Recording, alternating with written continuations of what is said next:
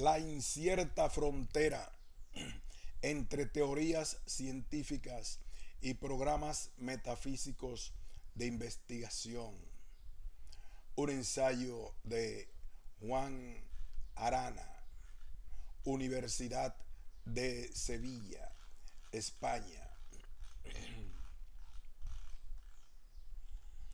El problema de la demarcación entre ciencia y filosofía, o si se quiere, entre ciencia y metafísica, ha sido al mismo tiempo uno de los más fructíferos y estériles que se ha planteado la epistemología.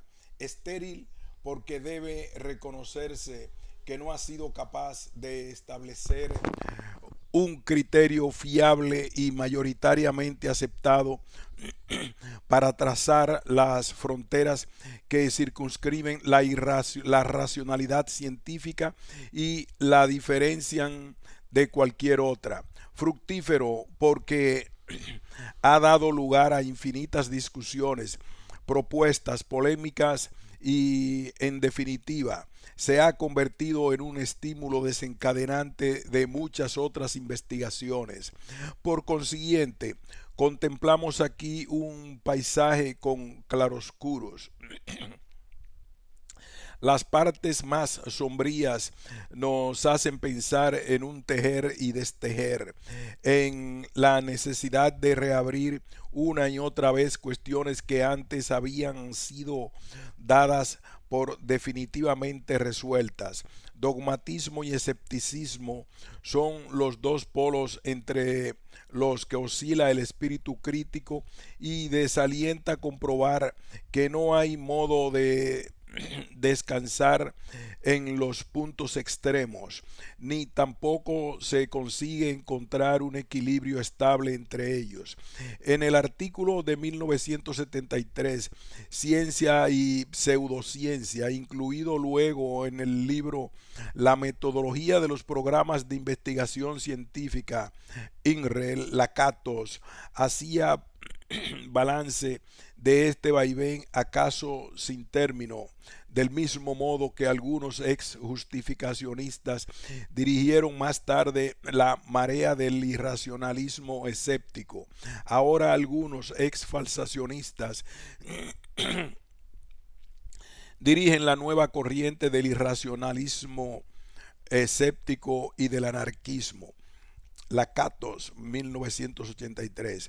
Un destino ineluctable hace que todas las propuestas epistemológicas tengan que complicarse y retorcerse hasta volverse inverosímiles, como ocurre con el falsacionismo, del que este mismo autor distingue una versión dogmática, otra metodológica ingenua y una tercera sofisticada. En alas de estos matices, distingue hasta tres Poppers, el primero de los cuales nunca publicó una sola palabra. En definitiva, la tendencia natural apunta hacia un enmarañamiento creciente, de manera que acaba habiendo no ya tantas opiniones como cabezas pensantes, sino bastante más. Se entiende y casi se comparte la opinión expresada por Roger Penrose de que los filósofos tienden a ocuparse de sus propias controversias internas. Como no reniego de mi condición de filósofo, asumo que de un modo u otro acabaré incurriendo en el mismo vicio, pero procuraré posponerlo todo lo posible. Este trabajo se inscribe en una discusión sobre límites de la ciencia. Tanto el positivismo del siglo XIX como el neopositivismo del XX partían de la idea de que la ciencia monopoliza el conocimiento sustantivo de la razón, ya que para ellos la filosofía podría a lo sumo ejercer funciones crítico-reflexivas. Incluso en este último caso, la situación no dejaba de ser conflictiva, ya que la propia ciencia contiene una dimensión autocrítica, de manera que no está nada claro para qué sirve una reflexión que hace abstracción de los contenidos como saberes puramente formales. Ya están la lógica y acaso la matemática. Habría, según el supuesto contemplado, ciencias que se ocuparían de las puras formas del pensamiento y ciencias positivas cuyo acceso a la realidad se verificaría a través de la experiencia. La filosofía quedaría como un residuo del pasado, cuando se confiaba en la legitimidad de otras vías de acceso a la verdad, y o bien como un ámbito de discusión interdisciplinar conveniente en la medida que no se haya alcanzado todavía la unificación definitiva de la ciencia. El postulado de la unidad del conocimiento es un ideal que la mayoría considera bueno y deseable, pero muy pocos han intentado propiciarlo con todas sus consecuencias, al menos desde la muerte de Christian Wolff para acá. Lo usual ha sido escindir el mundo de las representaciones y el mundo real, o incluso el propio mundo real, en esferas separadas, de acuerdo con el modelo kantiano u otro comparable.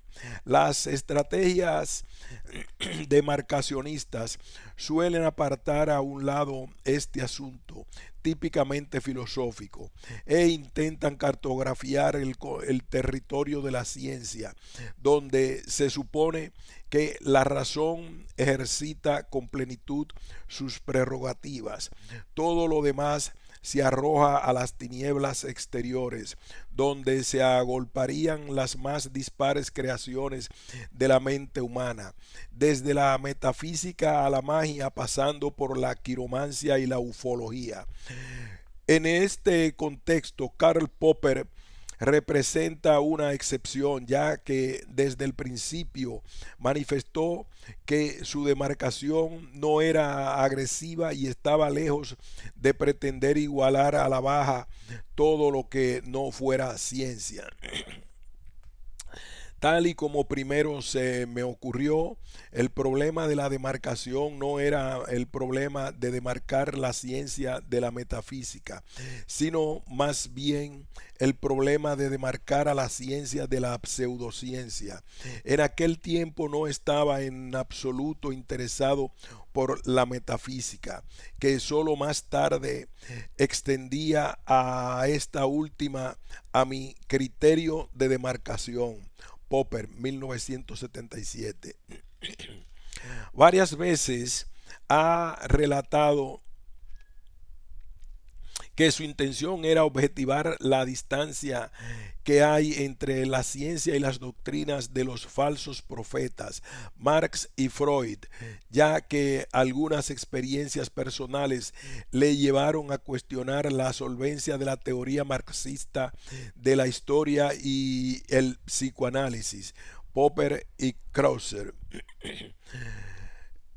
Lo que él quería, por consiguiente, no era un criterio para reconocer lo científico, sino solamente lo racional. La falsabilidad, ya sea en la versión que Lakatos denomina dogmática, ya sea la metodológica, le sirvió para efectuar este primer deslinde.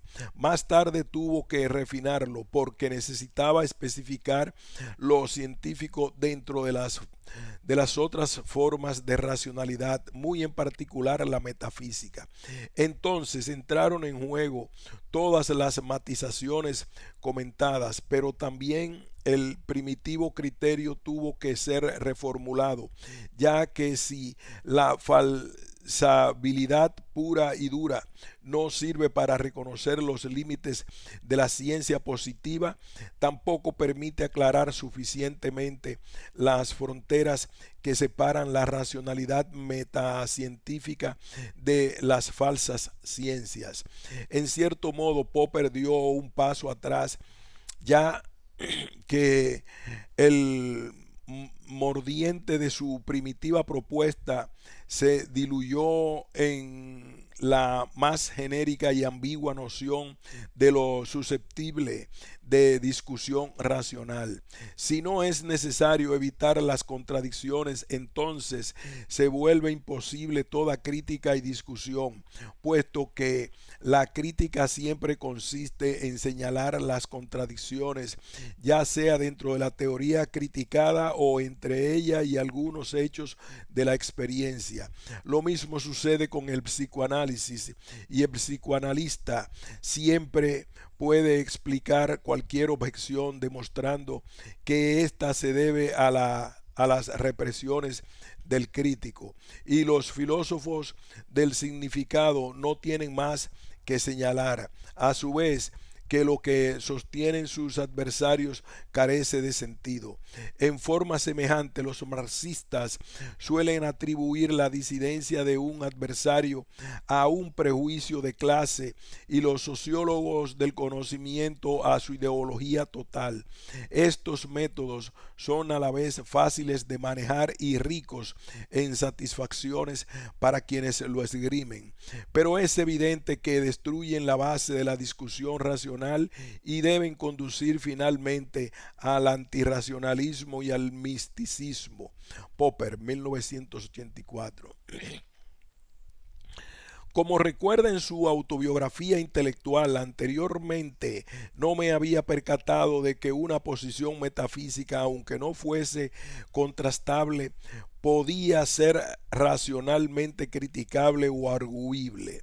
Popper, 1977.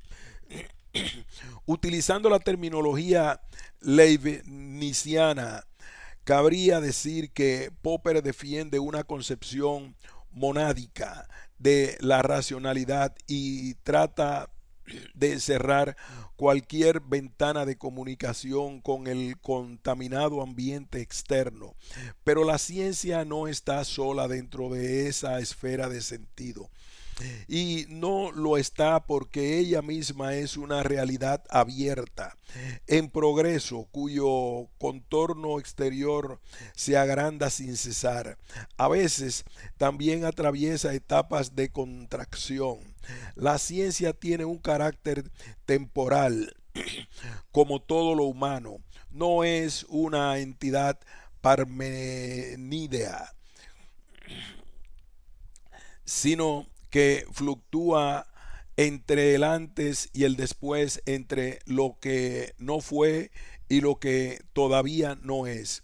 ¿Dónde estaban las teorías de la gravitación antes de Newton y Einstein? ¿Dónde están las teorías que llegarán a ser a lo largo del siglo XXI y las que vendrán después?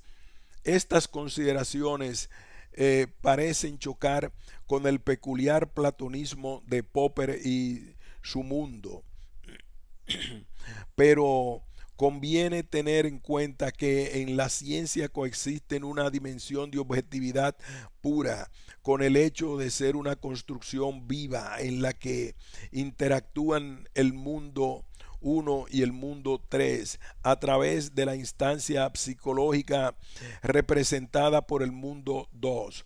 De acuerdo con la posición madura de Popper, la ciencia y la pseudociencia están o deberían estar separadas por una barrera infranqueable, mientras que entre la metafísica y la ciencia hay una membrana permeable que permite a la ósmosis hacer su trabajo.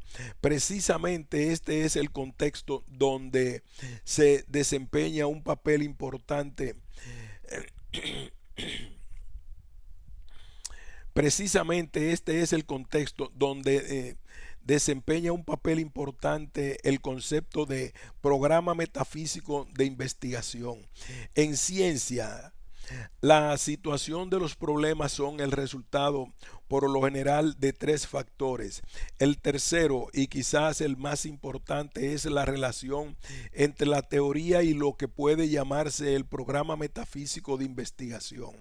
Con el uso de este término quiero llamar la atención porque el hecho de que en casi todas las fases del desarrollo de la ciencia estamos bajo el dominio de ideas metafísicas, es decir, incontrastables, ideas que determinan no solo qué problemas explicativos decidiremos acometer, sino también qué tipos de respuestas consideraremos adecuadas o satisfactorias o aceptables, como perfeccionamiento o avance sobre respuestas anteriores.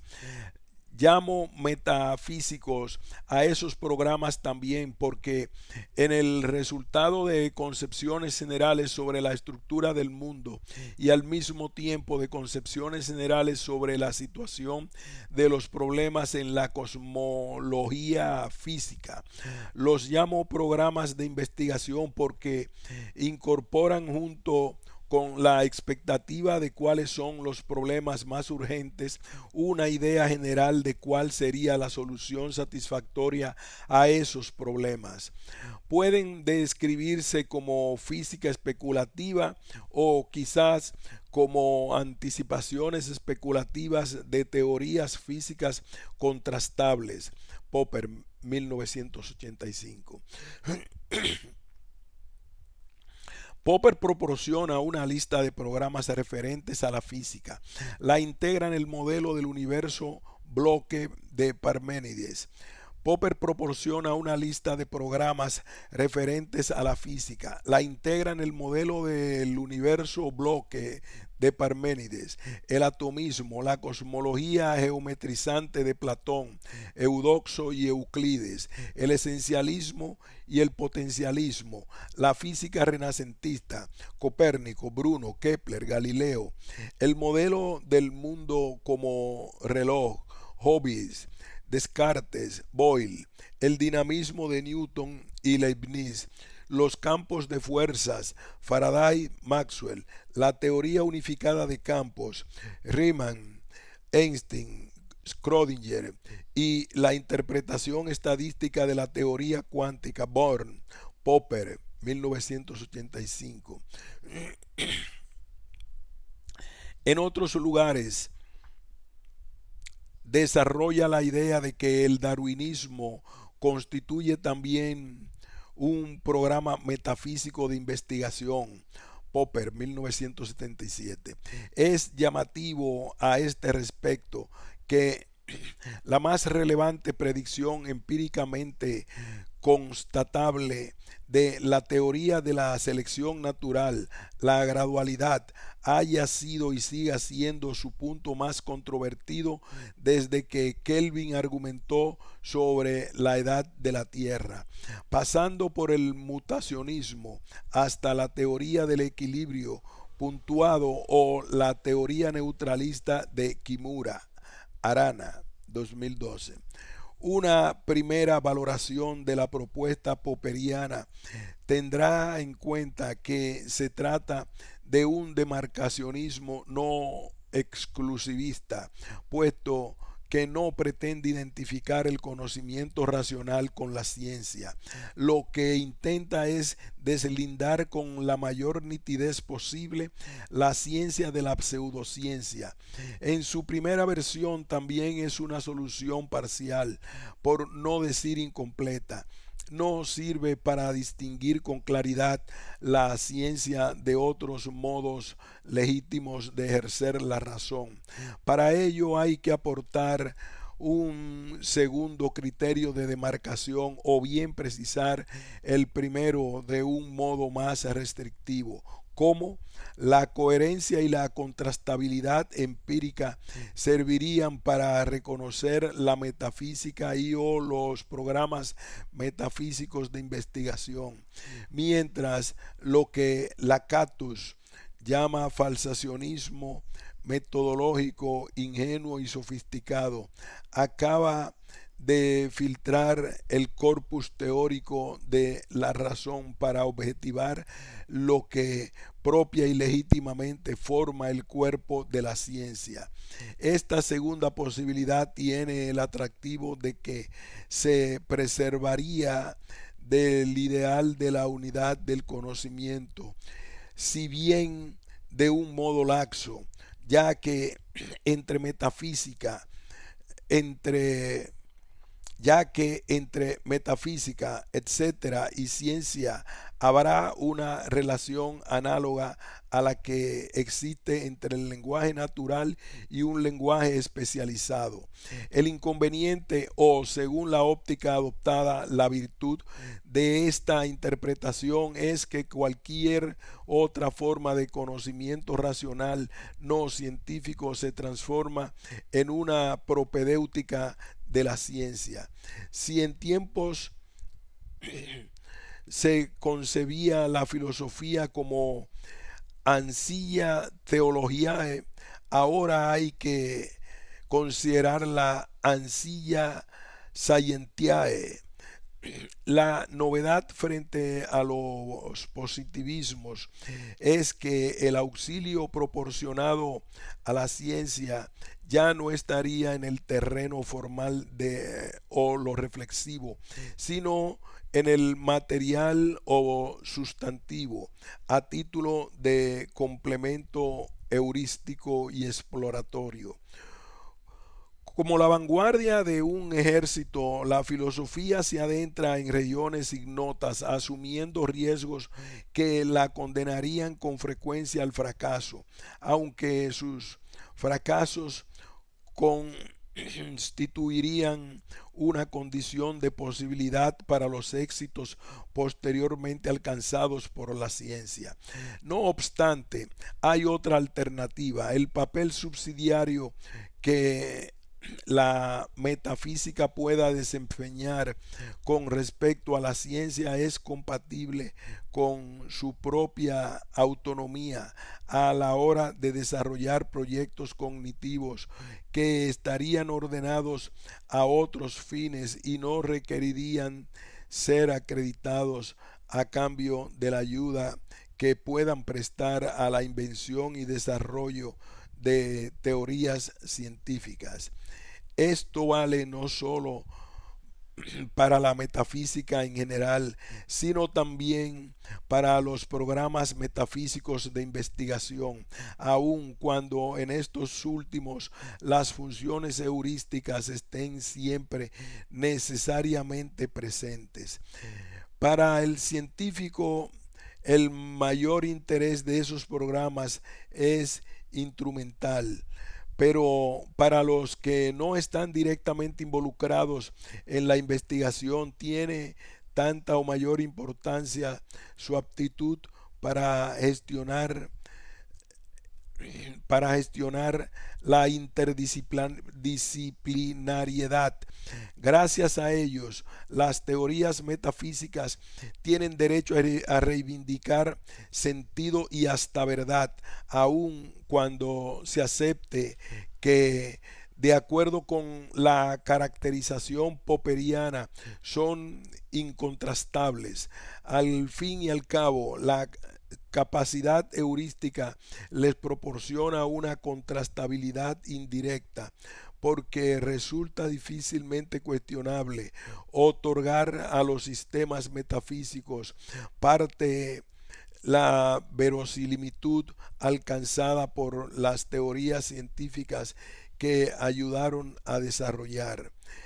Creo que es legítimo llegar más lejos todavía, de manera que si los sistemas filosóficos dan lugar a programas metafísicos de investigación científica, las propias teorías científicas pueden originar como contrapartida programas científicos de investigación metafísica. Esta contrapartida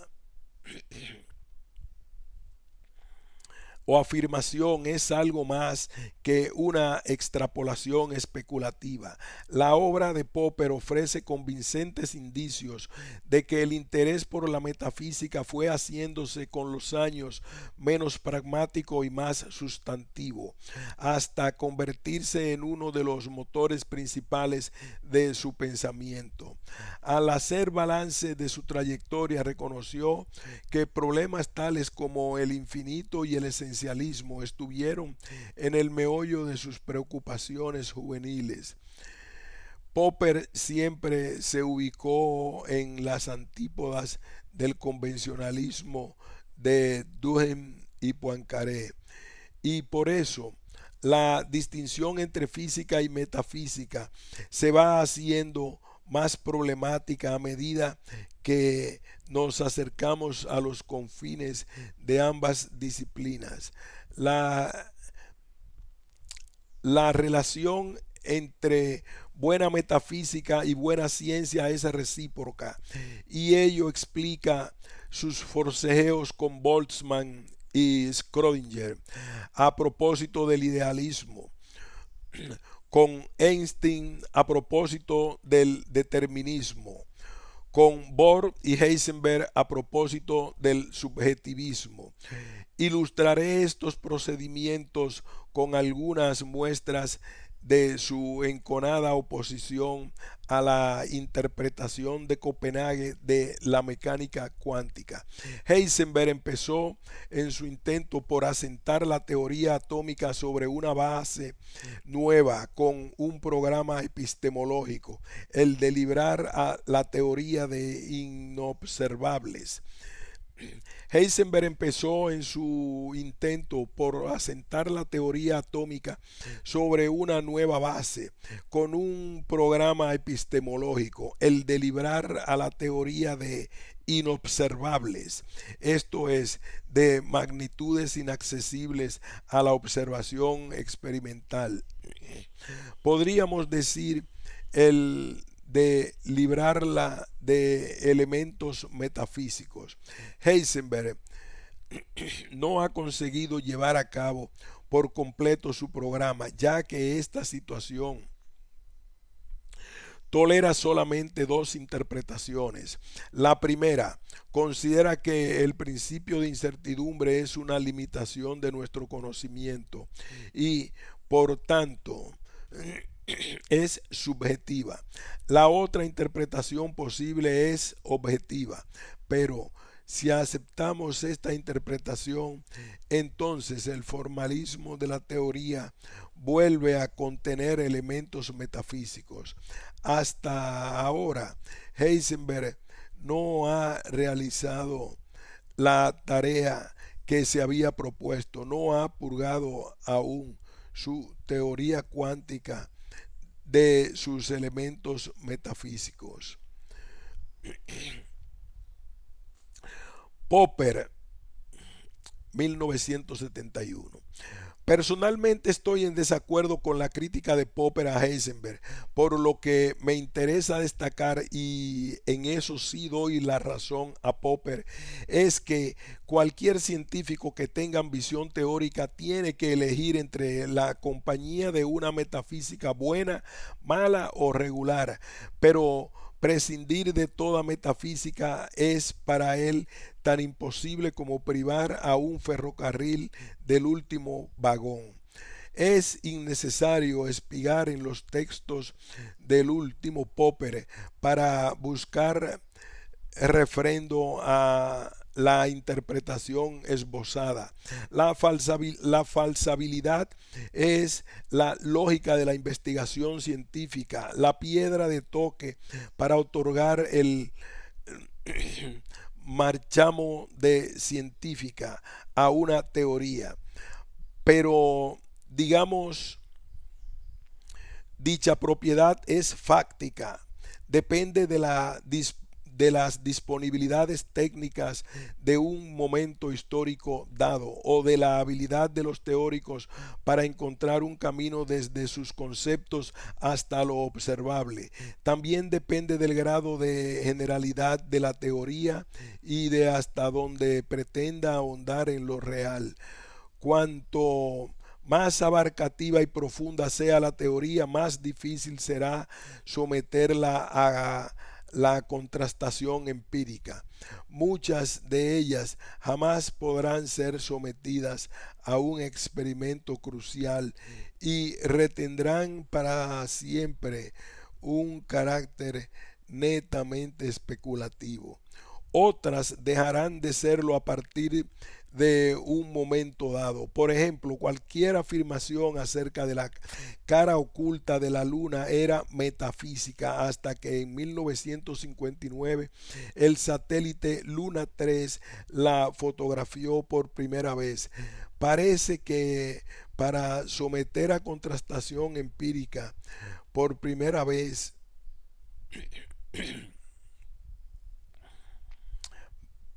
Parece que para someter a contrastación empírica la teoría de cuerdas habría que construir un acelerador que no cabría dentro del sistema solar. Smolin, 2007. Mucho me temo que eso la convierte para siempre en metafísica y con tanta más razón eso la convierte en metafísica y con tanta más razón son metafísicas las hipótesis de los multiversos, para las que nadie ha podido imaginar un procedimiento observacional de falsación válido. Soler, 2012.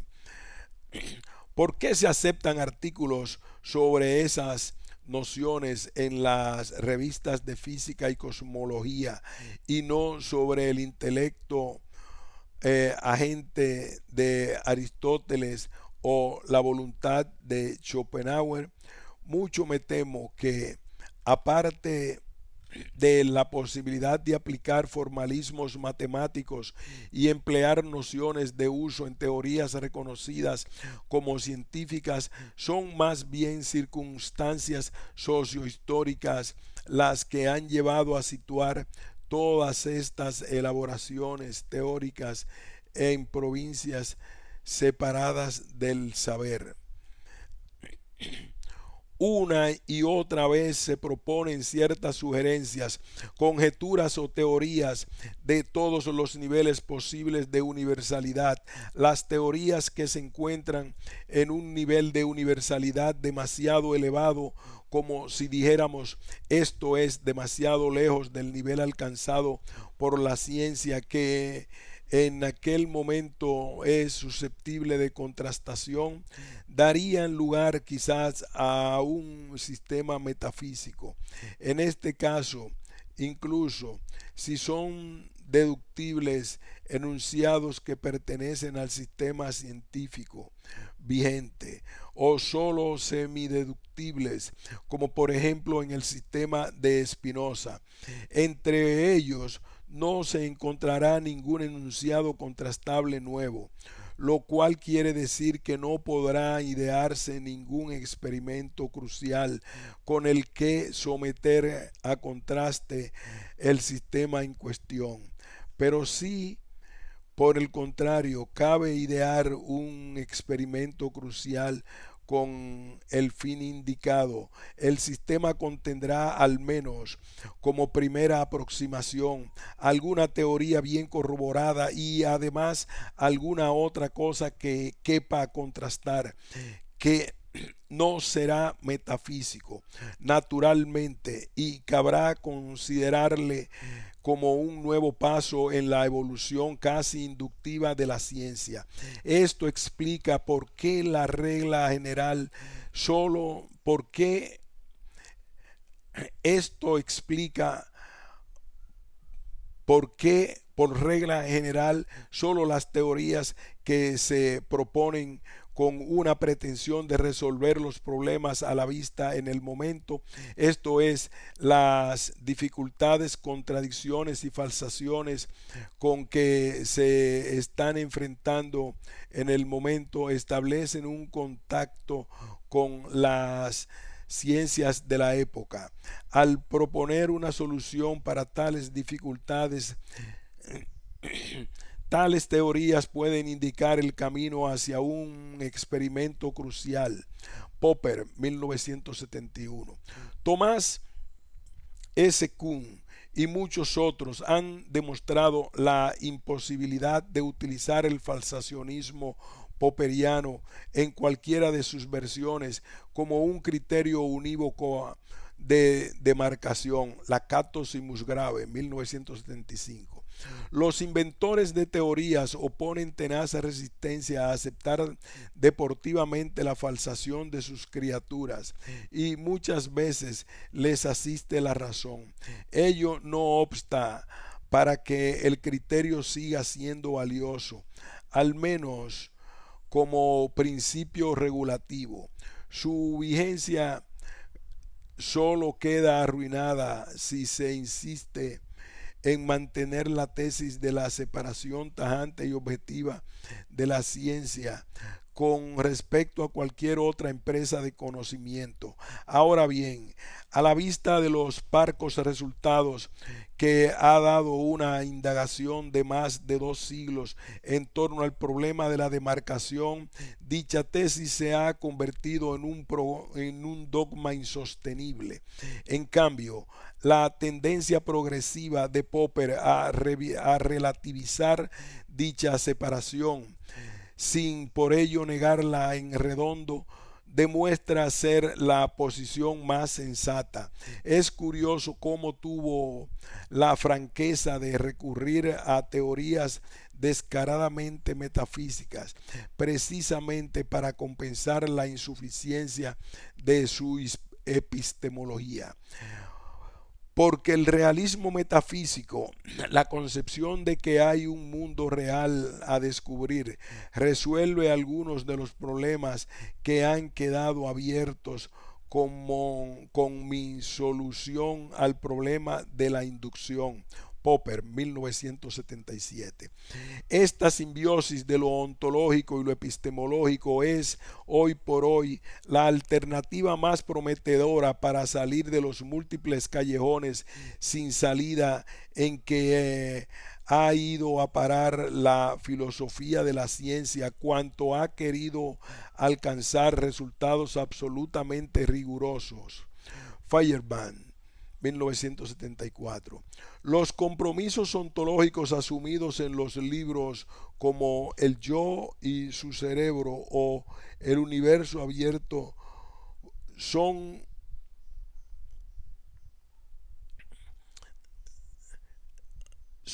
desde luego discutibles, pero esa es precisamente su principal virtud.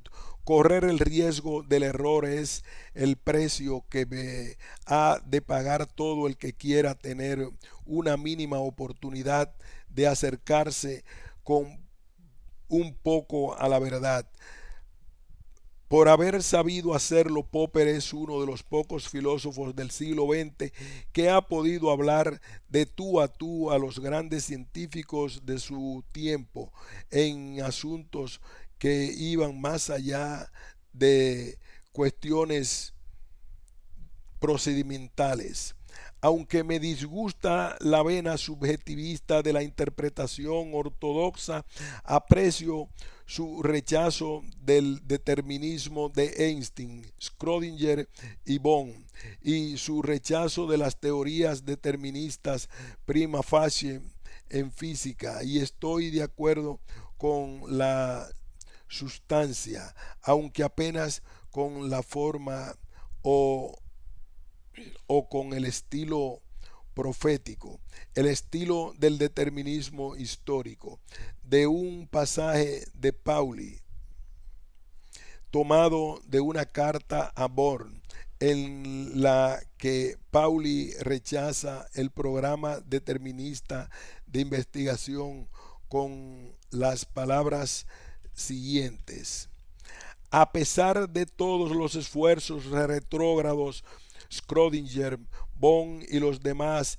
y en este sentido también Einstein, estoy seguro de que el carácter estadístico de la función psi y por tanto de las leyes de la naturaleza en el que usted ha hecho hincapié desde el principio mismo en contra de Schrödinger, determinará el estilo de las leyes al menos durante algunos siglos. Es posible que posteriormente se encuentre algo enteramente nuevo, pero soñar con una nueva vuelta atrás al estilo clásico de Newton y Maxwell y no son nada más que sueños en lo que esos señores se complacen. Eso me parece desesperado, des descaminado, de mal gusto. Y podríamos añadir, no es siquiera un hermoso sueño. Repetimos este acerto. A pesar de todos los esfuerzos retrógrados, Schrödinger, Bohm y los demás, y en cierto sentido también Einstein, estoy seguro de que el carácter estadístico de la función psi y por lo tanto de las leyes de la naturaleza en el que usted ha hecho hincapié desde el principio mismo en contra de Schrödinger determinará el estilo de las leyes al menos durante algunos siglos. Es posible que posteriormente se encuentre algo enteramente nuevo, pero soñar con una vuelta atrás al estilo clásico de Newton y Maxwell y no son nada más que sueños en los que esos señores se complacen. Eso me parece desesperado, descaminado, de mal gusto. Y podríamos añadir, no es siquiera un hermoso sueño. Popper, 1985. Pondré punto final a estas reflexiones advirtiendo que la frontera entre teorías científicas y programas metafísicos de investigación es incierta, lo cual más que un defecto de la epistemología de Popper es un acierto porque en realidad también lo es la frontera que separa la ciencia y la filosofía.